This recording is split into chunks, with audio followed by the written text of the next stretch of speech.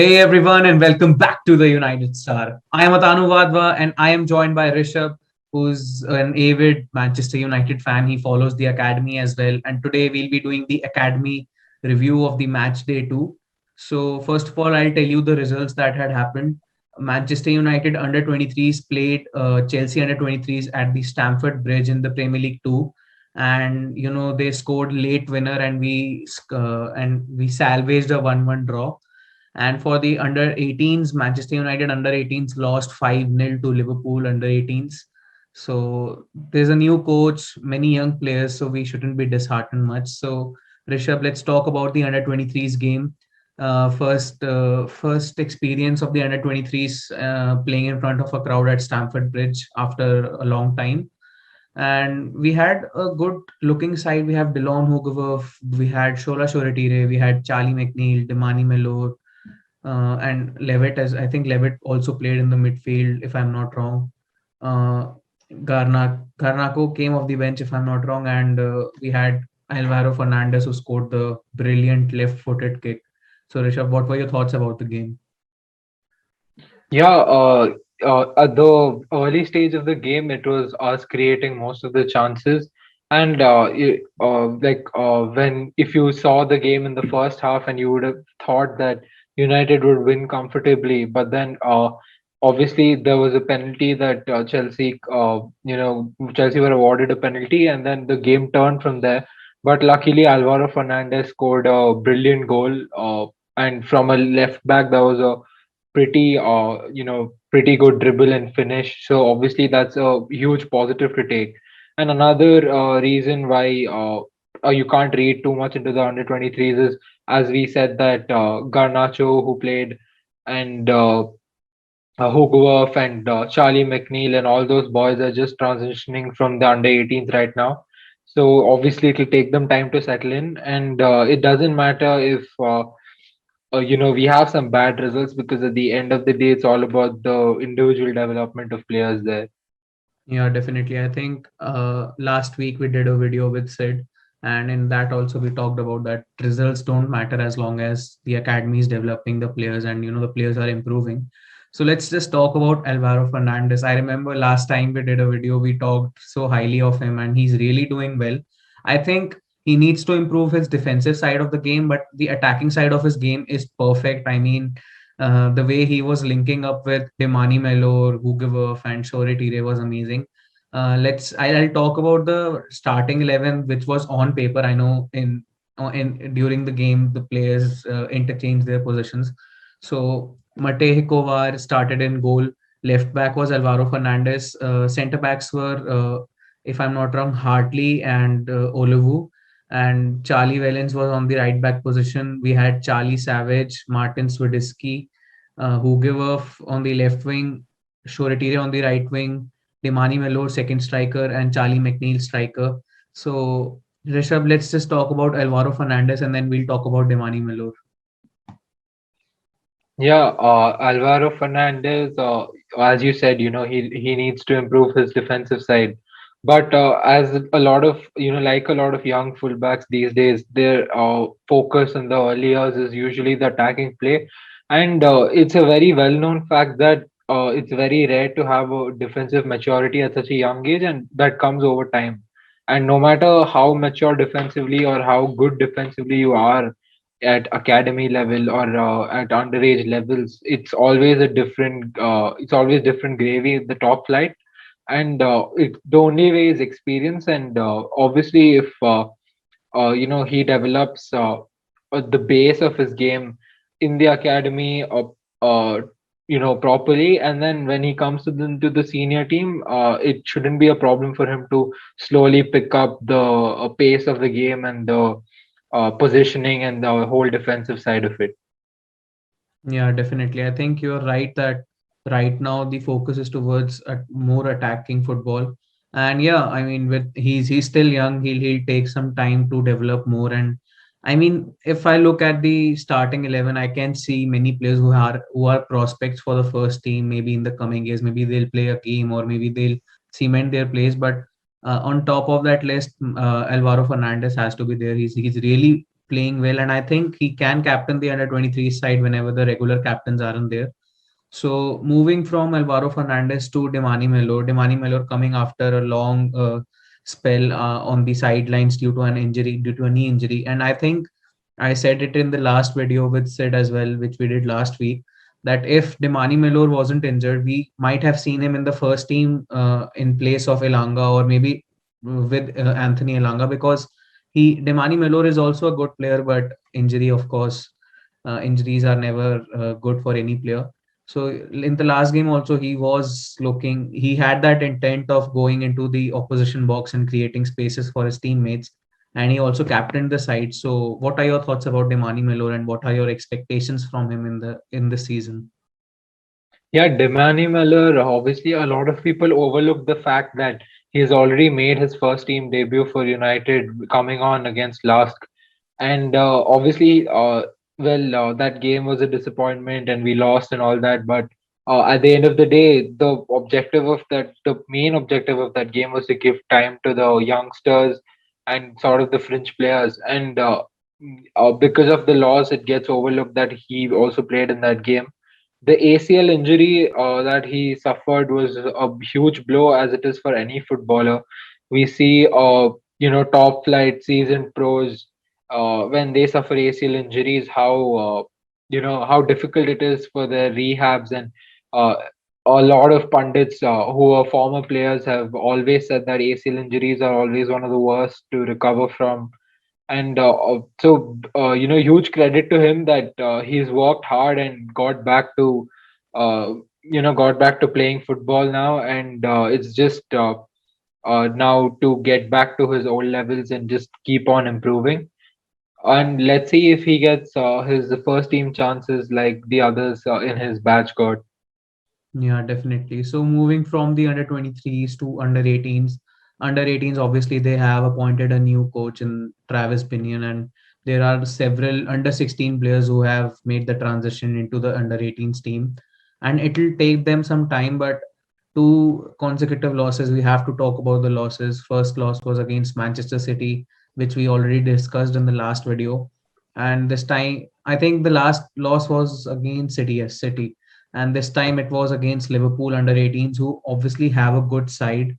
And I think we added Ethan Ennis into the under 18s, but he hasn't played a game. Maybe in the coming weeks he might play. So it isn't all that bad right now. It is just that players are taking some time to adjust to the under 18 Premier League. So I'm not looking in too much into the result, but what were your thoughts, Rishabh?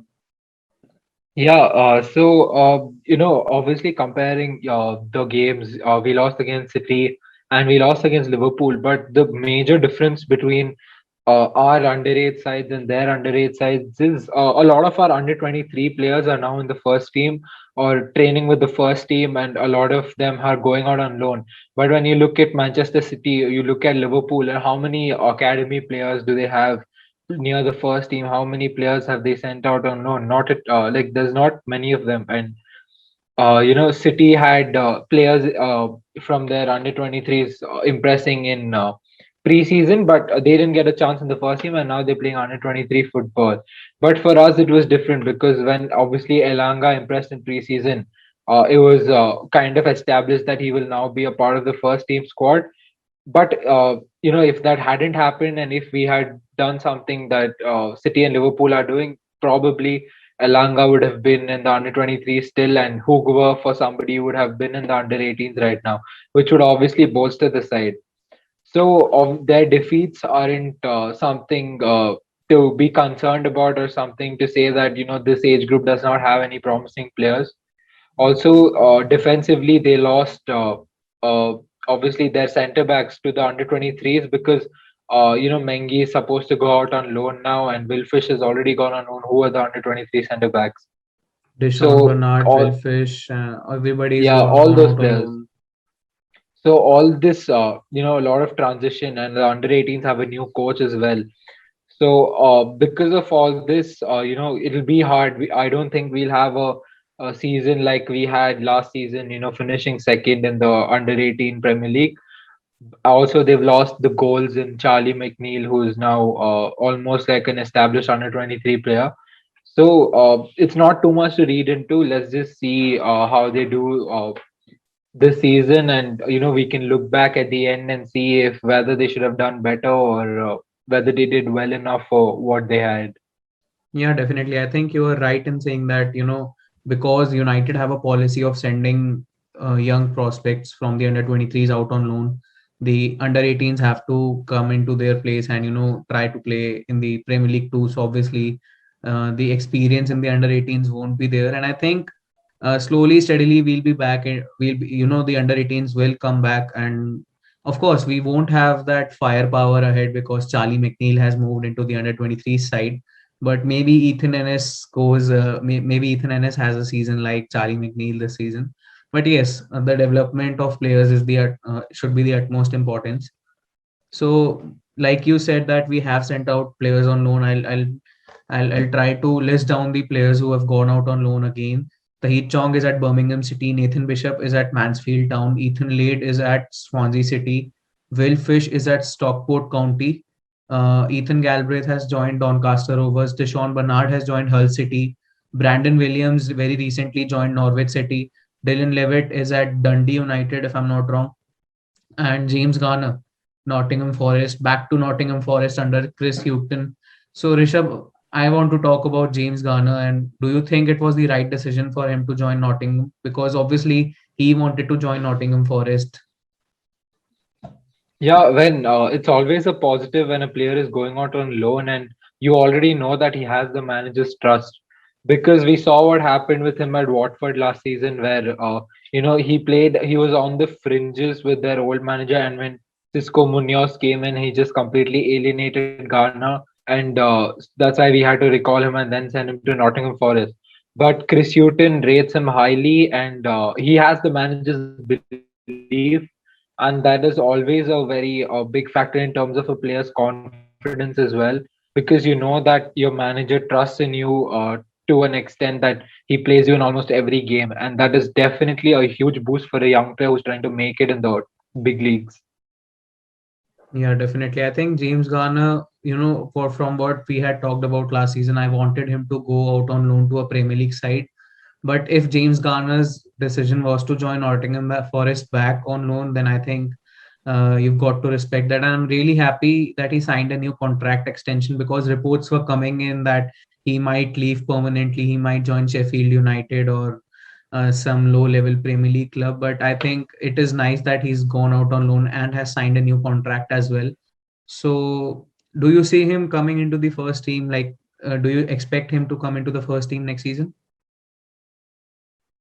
Yeah, I do, because our midfield options right now are very thin, because from what we are seeing is Pogba is now almost like playing forward and he's not in the pivot anymore, and Matic has just lost his legs completely, and I don't think we'll be able to squeeze out another season after this. Scott McTominay is obviously one of the people being a long-term fix for our team, so I hope that James Garner does, he excels at Nottingham Forest so that he can. I think that he will be one of the players who comes back and makes himself a first team player, and I want him to do really well at Nottingham Forest so that when he comes back, he can directly get into the first team rather than us having to loan him out back to a Premier League club again. Yeah, definitely. I think it would make sense for us to send out these players out on loan. And I'm just looking at the list again, and not seeing a certain Tiden Mengi on the list who's going out on loan. I think a decision has to be made on that front because I think he's too good to be on the bench or he's too good to be playing for the under 23s. He needs to go out on loan for regular game time, maybe back to Derby County if Wayne Rooney is willing to have him back. Yeah, because we all know that Derby have a big problem in terms of their squad, and it's very thin. Yeah. They have to play, someone like Ravel Morrison regularly, who otherwise would not be a fixture in Derby side. So you know that if you send Mengi there, he's probably going to play. But one of the only red flags I see about that move is that Derby are obviously going to, I think, have a very poor season. no matter how hard Wayne Rooney tries or whatever. I don't think he can drag them to even a comfortable mid-table finish. And the other thing is that when a side is performing poorly, there's a lot of scrutiny around the manager, and there's no guarantee that once Wayne Rooney is sacked, I mean, if he is sacked, that the next manager comes in and plays Mengi or gives him game time. So that's right, like that's about the only red flag I see. And other than that, I feel that it wouldn't be the worst move for him to go to Derby County. Yeah, definitely. So I think we have summed everything up. Let's see what the under 18s and under 23s do in their come in the coming weeks, and maybe we can see a bit more improvement in their results. And I'm not saying that they are not doing well, but yeah, they are improving day by day, they are developing. So let's see what happens on that front. So just before we end this video, Rishabh is regularly writing some blogs regarding Premier League. He's written one for the Premier League preview and has written one for the match day one review of the Premier League matches that took place. So the links are in the link is in the description below. Do check out that link. Do follow Rishabh's work through that link. Do subscribe to our channel. Press on that bell icon. Do follow our Instagram and Twitter handles, and we'll see you next time.